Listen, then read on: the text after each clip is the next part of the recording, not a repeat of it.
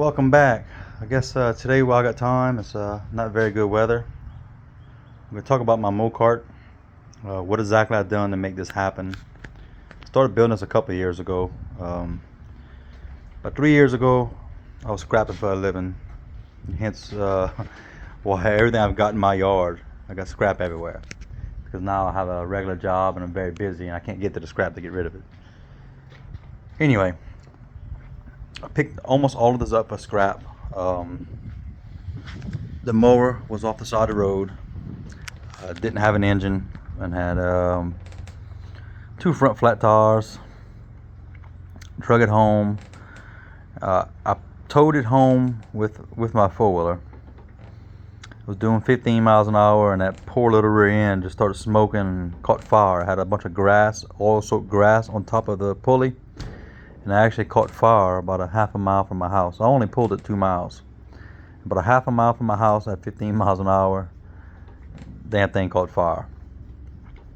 So it was one of those MTD, forward neutral reverse transmissions, the one that had that fake hydrostatic with the shift on the go lever on the dash. I really hate those transmissions. Anyway, that's what I had in it. Cooked it. So when I brought her home, I just drug to the woods. At that time, my scrap was more organized. I had a special area in my woods just for mowers. I drug it there. And then a month or two later, I picked up a Kawasaki KFX 90 ATV frame. It was just a rolling frame. It did have an engine on it. No body work, no fenders. The wire harness had been robbed. It was just basically 4 tires, a frame with a locked up engine. The engine had filled with water. The wheelbase was shorter, of course. I had to stretch the wheelbase. First I started tossing up the idea of using that to put on a mower body, because I measured the width of the Kawasaki 90, and this mower was the same width outside of tire. So that gave me an idea, because originally I was going to take this mower and just make it a mower that I can ride to the back of my property. That's all I wanted, just so I ain't got to walk the half a mile. So yeah, that's how the idea started. I was going to use the mower for a project regardless. I was going to use a 212 Predator. I was going to do what's called a belt flip and run a regular mower transmission, like a 5-speed. So either way, I knew I was putting a 212 in here, because they're cheap. At that time, they were $99 for a 212 Predator. Now they're about $140, $150. All right, and that's only in 3 years that kind of changed. So anyway, I collected the mower. I stray off target a lot doing it right now. I collected the mower, put it aside. I collected the ATV, put it aside. And I wound up buying a log splitter, Harbor Freight log splitter. I pulled the gasoline engine off, which is that one, after maybe 15 hours of use. And I had a 4-horse Yanmar diesel sitting here doing nothing. And I figured my log splitter is a seasonal use kind of thing. I'm only going to really use a log splitter during the summer to split wood, so I can have during the winter. So it'll sit for months without being ran, and then it's going to need a carburetor cleaning. The little diesel engine doesn't need that. It can sit for a year or two, and it'll fire right up within 1 to 3 cranks. So it was a no-brainer to put that engine on the log splitter. Then this engine sat for a while. This was about 2 years ago. I bought that, and it sat for a year, at least a year without running. I wound up cleaning the carburetor. We'll crank it up every month or so, just for 5 minutes, let it run, just get fresh fuel back in the boat. Anyway, the motor sat there. I wound up buying a lot off of Facebook. There was this guy selling some go-kart parts. He had like an axle, a couple of torque converters, some tricycle clutches, brand new chains, sprockets. He was asking $200. I got there, it was in storage. We went to look at it. He said, "Look, man, I'll take 100." I wanted him giving him the 200. You know, almost all of the stuff is brand new. In fact, I still got one more 30 series China converter brand new in the box. I have 2 forward and neutral reverse gearboxes. One of them's brand new in the box. I have about 6 sprockets that are brand new, 8 centrifugal clutches for different size shafts that are all brand new. So it was worth the money I gave him as asking price. So I now had an engine, a full suspension frame, a mower body, and a torque converter. The next piece of the puzzle is that gearbox. That gearbox comes from a Polaris Trail Boss 250. A 250 to 350 Trail Boss uses the same transmission. This is the 2-wheel drive version. But what's important to note is chain drive. It's a chain drive forward, neutral, reverse with I think a 2.5 to 1 reduction in forward and maybe like a 2.8 in reverse. But you can separate the transmission, that gearbox, from the Polaris 250 and 350 Trail Boss is a CVT drive, which is similar to a torque converter. So on the four-wheeler, this driven clutch, this is the driver, this is the driven. The driven clutch off of the ATV was sitting on the shaft. So this shaft was splined for that clutch. So we wound up pulling the transmission apart, pulled the shaft out. We were able to cut it down 3/4 and had a buddy key it. So that allows me to accept any sprocket I put on here. Anything 3/4 will drive this. So that's where the transmission came into play. So now I started looking at it, seeing how I'm going to make it fit into the frame. And I first started with the mower body. I stripped down the mower completely, all the pieces. And I got down to the ATV frame. The ATV frame itself, I had to stretch, I believe, 11 inches. This gray pipe you see right here is what I added. Don't mind that's a little crooked. I done that intentionally, gave it a little kick up. I still got to finish the frame. I got to tear this whole thing apart and do some painting. But before I do that, I want to make sure I get everything worked out. I'm also going to add some additional body mounts. I got a long section here with no reinforcement to the body. Probably doesn't need it, but it would benefit me to add it. Anyway, I stretched the frame. The original mower axle was here. I stretched the frame to get the center of the front axle 6 inches, I believe, was my measurement. It's been 3 years or 2 years. 6 inches past, because that was the only way I can clear to put a 212 Predator in here. Now clearance is very tight. If I were to remove the gas tank and relocate it somewhere else, I probably could have got the axle almost where the mower axle was. It would have gave it a shorter wheelbase, maybe a better turning radius. But this is what I wanted. I know if you go to like mower races, they have a wheelbase class that has to be stock wheelbase. This probably wouldn't qualify because the wheelbase is longer than a standard mower. But I mean, I have to get justification on the rules, like clarification on the rules. But I don't plan on going to mower races.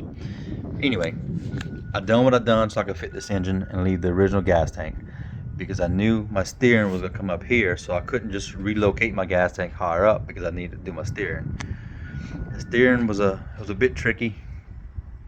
I had to do a lot of reinforcement. The mower steering column, there's no bearings or nothing supporting it. It's just a plastic tube right here, and on the bottom, I don't know if you can see in there, it's just a little metal bushing with a bolt that screws in from the bottom. That's what houses the steering gear.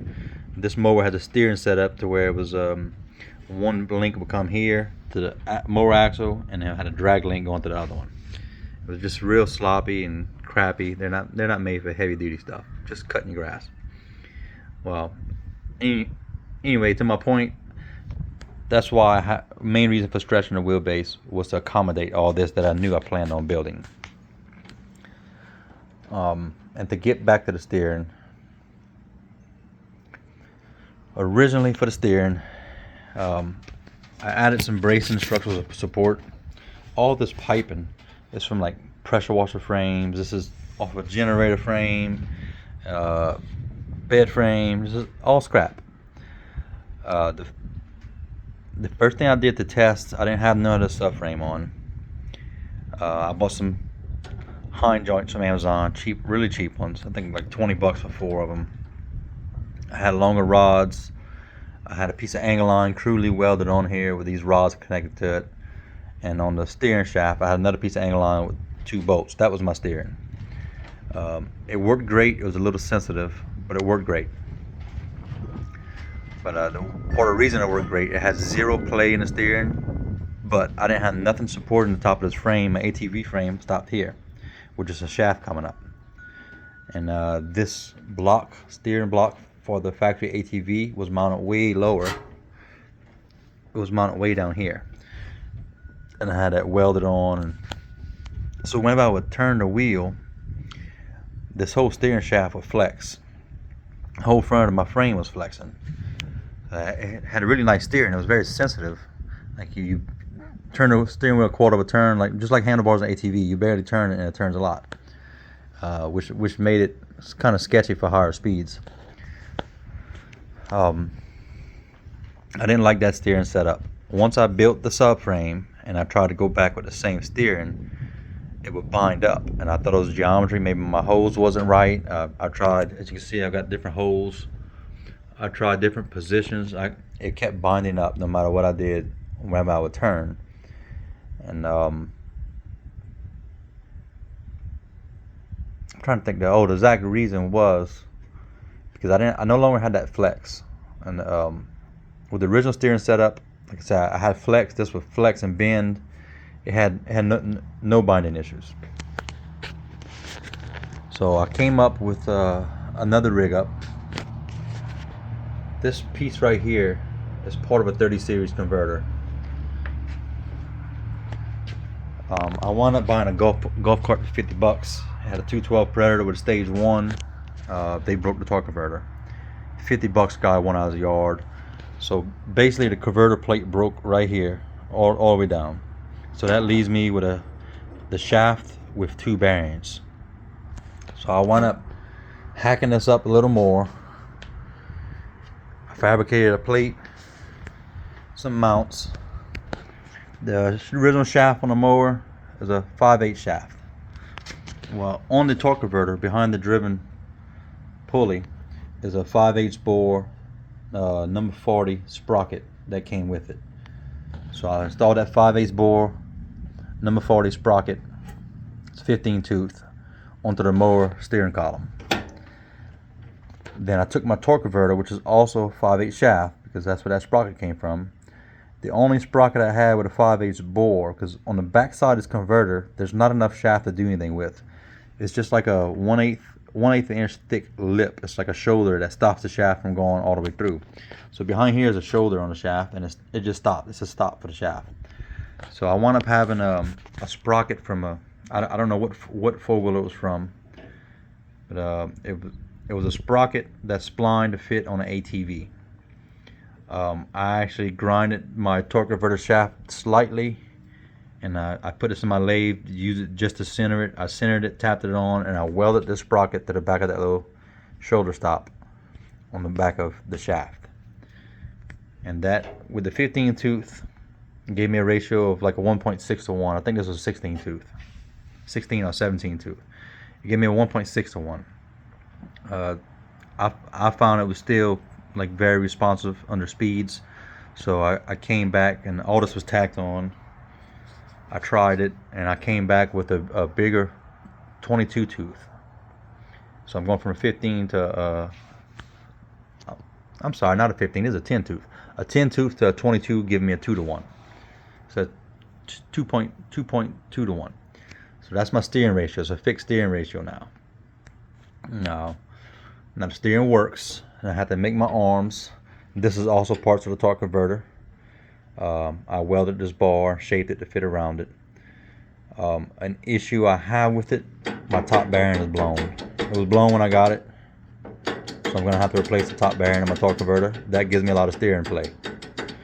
Another issue giving me steering play, the keyway in this torque converter is wore out. There you go. See, I can get it on camera. That's the shaft turning without the arm turning. And that slack is from my keyway. So I'm going to custom make a bigger key to fit tight. But all this is serviceable. It can all be pulled apart. This nut's wore out. I need to buy a proper lock nut. I had to cut this shaft. The shaft was an inch longer, or maybe an inch and a half longer. I cut it and threaded it down to a 5/8 fine thread, which was the original threads. You can see the slop in my keyway, and then plus slop in my bearing. It's giving me excessive slop in my steering. My cheap hind joints have slop, so I'm never going to fully get all the slop out of the steering. My lower bushing on the factory ATV frame has slop in it. I don't know if it'll pick up in video. No, it's not really picking up. It is a little, but it has a lot of motion. So I'm always gonna have slop in the steering, which means that at higher speeds you get what I call drunk driver syndrome. You're weaving all over the road trying to keep this thing straight. It's eventually gonna get fixed.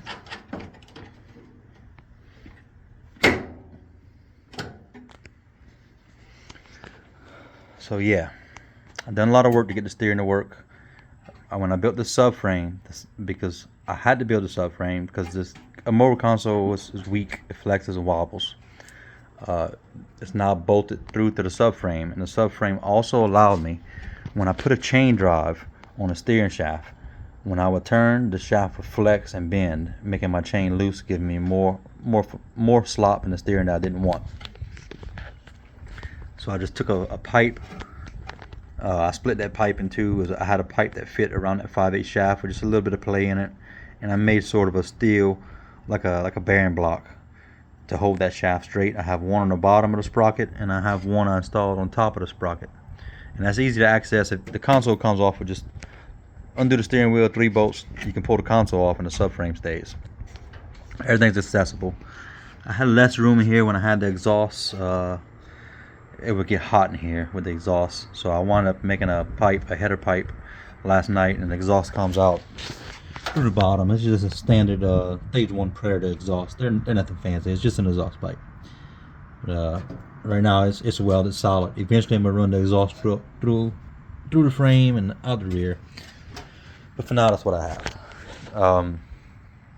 So yeah, steering's taken care of. Still needs a few tweaks and get rid of all that slop. The hood was easy to mount. This was the original mower part for the hood.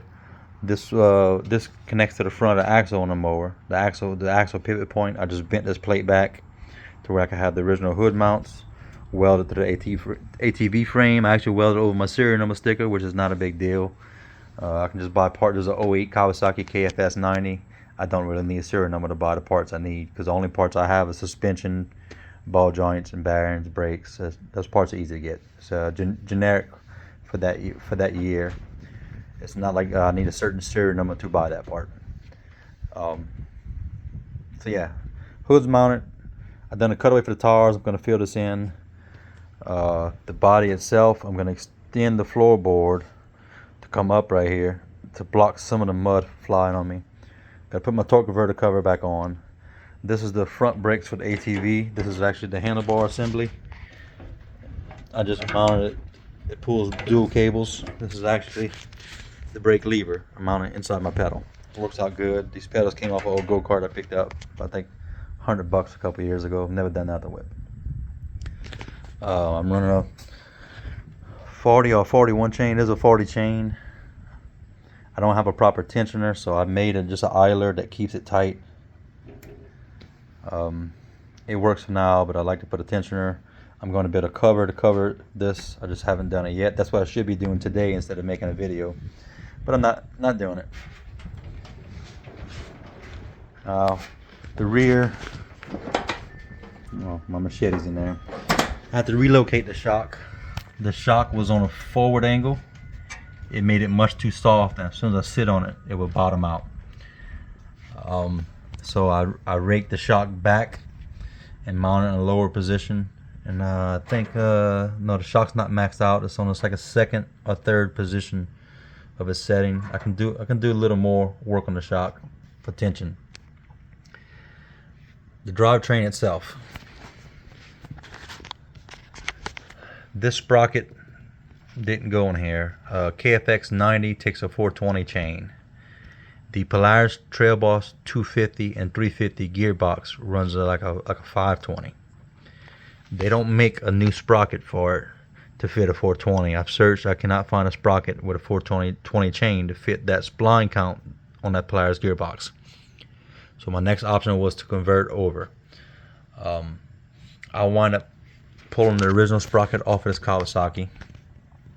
I found a number 50 sprocket that was about the same size diameter, but the hub size was different. It was a bigger bore inside the sprocket. So I wound up machining some metal, made a spacer, and I was trying to drill through to keep the original bolt pattern for the Kawasaki. But I guess after welding the sprocket so hard, I ruined 7 drill bits trying to drill the holes for the sprocket. My plan was to drill it and tap it. It wasn't working out, so I simply welded it. I chain welded it in 3 spots. If I ever need to change it, I just gotta cut the welds. I can pull that sprocket off.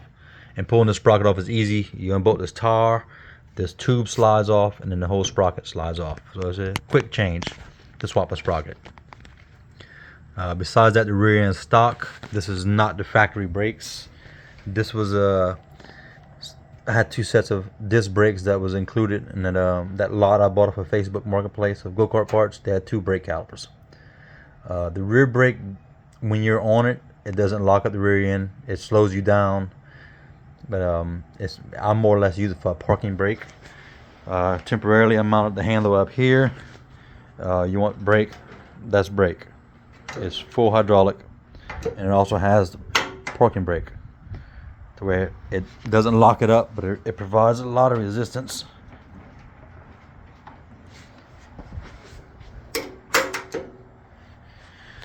I'm gonna redo that later in the future. I may even just get rid of it. I really don't need it, but it's pretty neat having a parking brake. And the front brakes are drum brakes.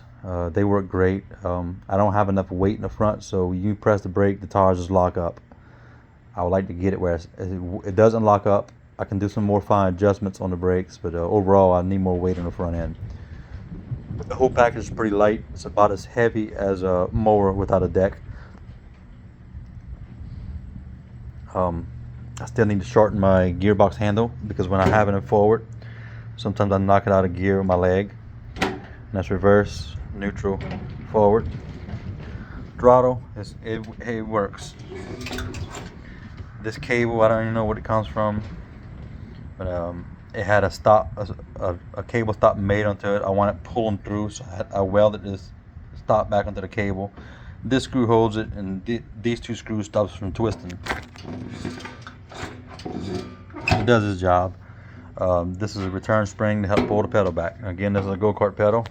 I just made a quick bracket with a throttle stop, tying back into the frame. Wasn't sure if I was keeping this set up. This was just for test purposes, and it wound up working, so I'm probably gonna leave it. It does give me full throttle. I'm hitting my throttle screw. The throttle stop screws back all the way out, and I get full travel out of it. It would help to tie wrap this or run this cable a different route. The motor plate, I cut out the original motor plate. It had a big round hole with just 4 bolts to mount like a single cylinder Briggs and Stratton on it. That's what was on it. I cut the motor plate out, and originally to run the torque converter, a lot of people, when they build similar builds with a little engine, a side shaft engine or a horizontal shaft, they slide the engine further over and they drop the torque converter coming down through the frame. I didn't want to go that route, so the first thing I done is I mocked up my frame and I mocked up my transmission, because what was important was my 2 sprockets for the transmission and the rear axle had to line up. I couldn't change that unless I wanted to build jack shafts, which it was unnecessary to build jack shafts. So the first order of business was the framing for the ATV, getting this gearbox mated and lined up. Once that was done, that determined where my engine was going to go. And when I seen where my engine was going to go, this was the only way I could mount the torque converter. I could have dropped down lower, but I didn't. I wound up cutting out the frame, the sidewall of the frame, and I filled it in. I made a nice little pocket for that torque converter to recess in. I think I overall kept it pretty clean. It does the job nicely, and I can put the cover on. My torque converter cover just clears the brake, but in order to get the torque converter cover off, you have to remove the brake, which is easy. You undo one Allen bolt right here, and it's a handlebar mount. This is actually the piece of handlebar, and the whole lever slides off, and you can pull the converter mount. I just had the converter off because this nut keeps backing loose, which is common on torque converters. Right now it's pretty tight, but I already lost the nut in the washer while I was riding. I had to limp it back home about a mile. I did find the nut while I was riding. I heard something bouncing down the road, and I looked, and it happened to be a nut. But yeah, it works good. The transmission, I made a few mounts. Just so happened on the ATV was a crossbar that ran from one side of the frame to the other. I got a mount like this, just a little tab on each side. That's a mount. I made some angle line mounts right here that connect to the frame of the mower, and also serves as a bolting point to bolt the mower body. So this was the original, it's like the footrest frame on the ATV. I came up with the angle line there. It's dual purpose. It mounts the body and it mounts the transmission. And I also made an upper transmission mount that ties into these rear bars on the ATV frame. And I recently added 2 more mounts on each side to mount the mower body to the ATV. So I have 3 points where the mower body is mounted to the ATV. I have a long section from right here all the way here with no mounting. So I think I'm gonna add another set of mounts either here or right here on the splice. Add another set of mounts. The front is mounted with just some tubes. I have a piece of angle line going across, and this was some original mower body mounts. It just fit right in. All these bolts came from the mower. Like I said, this is all built out of scrap. I didn't put much money into here. I did buy the hind joints, and I did buy new bolts for the steering, new bolts to bolt the motor down. I did buy the chain, but I didn't go out and buy it new. That was in that go-kart package. Really, I didn't invest much money into this project. If I had to build it over, it would be very expensive. Just this gearbox used is anywhere from $200 to $500 for this gearbox. And I do have another gearbox. I picked up a Polaris 425 Magnum. It's the same gearbox, but it has an added high-low range. Its chain drive is designed the same way. So I thought about putting that in here to where I can gear it to do 15 or 20 in low range, and then kicking it high if I want to cruise. But it's not a shift on the go. You have to stop the shift. That's some thoughts. I may save that for another project. I do have another project coming up. I'm gonna build me a little mini utility side by side. That's another discussion, another video. But I got some pretty cool ideas how I'm gonna run it. I spoke about a belt flip on a 212 to run a mower transaxle. Well, I'm gonna run a vertical shaft 22 horse Briggs on that build. It's gonna be up front, and I'm using a front ATV suspension from that same Polaris 250 Trail Boss. That suspension is the same width as a golf cart, and I happen to pick up a gas golf cart. It's a TXT axle. It has a built-in forward, neutral, reverse gearbox. It's the exact same width as that Polaris 250 Trail Boss. So I'm going to run a 22 V-twin with a belt flip to a jack shaft that runs a 30 or 40 series converter to drive the golf cart axle. It's going to be pretty unique. I like building unique builds. I like building things that other people don't have, that are simple. It looks complicated, but it's simple. I can replace every part on here. I just may have to spend some money if I need a new gearbox, but I happen to have an extra gearbox with a high-low range. And that's another reason why I didn't build my pan for my tunnel yet. The box with the high-low range is slightly bigger than this one, and I'm considering swapping it in. But I really don't need to build a fast mower. I did swap a sprocket if I want more speed on here. This is a 22 tooth, and I have a 10. So that's a 2.2 to 1 reduction. I have a 16 tooth. I tried on here. a 16 tooth without pulling the governor on the engine. I'm running through the factory governor. A 16 tooth got me, I think, 33 miles an hour with a 16 tooth. And that's just, like I said, running through the factory throttle system. I have another 10 tooth to where I can make this 1-to-1. I did try a test run with the 1-to-1. I got to 48 miles per hour effortlessly. But the reason I didn't go with it, because on a 1-to-1 ratio of 10 tooth, my chains are just about touching. I would have to come up with a different idler system and chain tension system. Pretty much I have to put this in between the chains. I need to separate the chains to run it 1-to-1. But when I had it 1-to-1, doing almost 50 miles an hour, it took a while. It took a little while to get there. It was like I guess your average go-kart. It didn't have a lot of hole shot. It was unusable, like in my woods. You couldn't climb anything with it. It was just you wind up slipping the belt on the converter. With this ratio, I get 22 miles per hour with the governor, and if I pull the governor, I get 27. But I have a lot of power. I weigh 190 pounds. I could sit on it, put the nose up against something, and just get on it, and it'll spin tires. It's got a lot of torque. Climbs hills pretty good. So I think I'm going to leave this ratio. There's a 22 tooth. I may try to drop down to 18. Dropping 2 teeth would gain me probably 5 miles an hour. But I really didn't build this for speed. I built this for power, just to get to the back of my woods. But the option is there if I want more speed. So if I would go 1-to-1 and I wanted more power, I would need more horsepower. And I could probably fit a 16 in here, single cylinder. Like I said, if I remove the gas tank on a single cylinder 16, I could probably just squeeze it in here, but then I have to find a place to put the gas tank. Wouldn't be that hard. I have all this area right here doing nothing. I could put a gas tank under the front. I mean, I've got a good 10, 11 inches right here from behind the headlights, and a lot of depth. So I have a lot of room, but at this time I don't need a bigger engine. This one's fuel efficiency, and I like it just the way it is. The only thing I want to do is finish my guards and find some way to stop the mud from spraying in my face.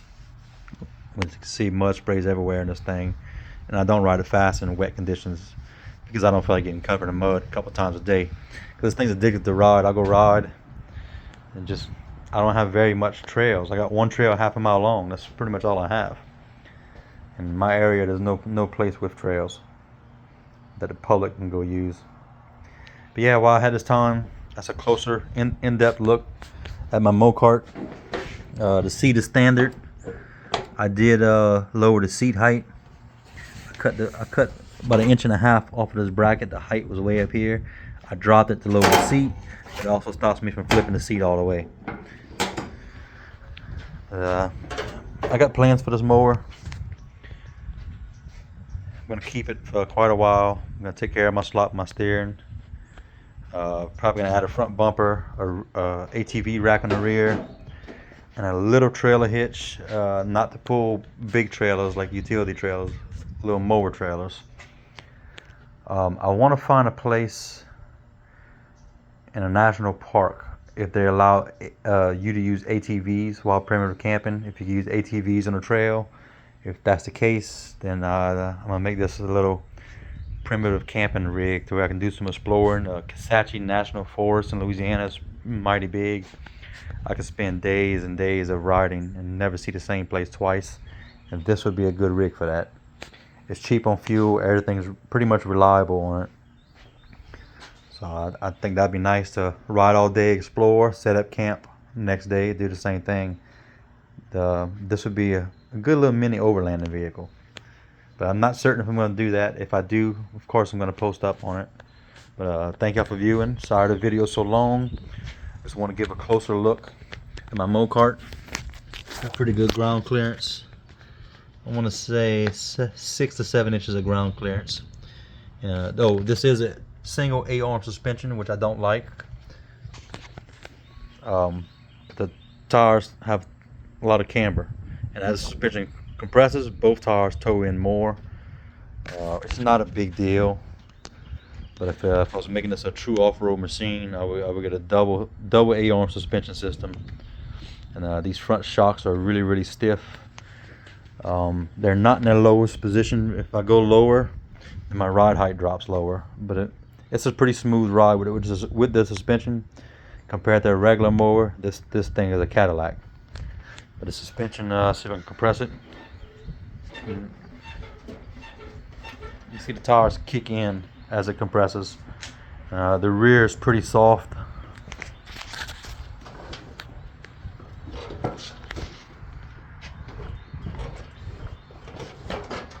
I could probably tighten the rear up a little bit. It does bottom out on hard jumps, but I still have some adjustment in my shock. It's fairly comfortable the way it is. Right now the rear is a little higher than the front. That's why I didn't adjust the shock. When I sit on it, it's its level.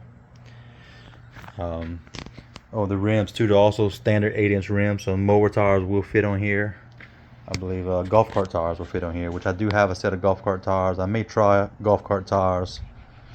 It would be cool to do some grass drifting. It doesn't drift with these tires. These tires grip really well.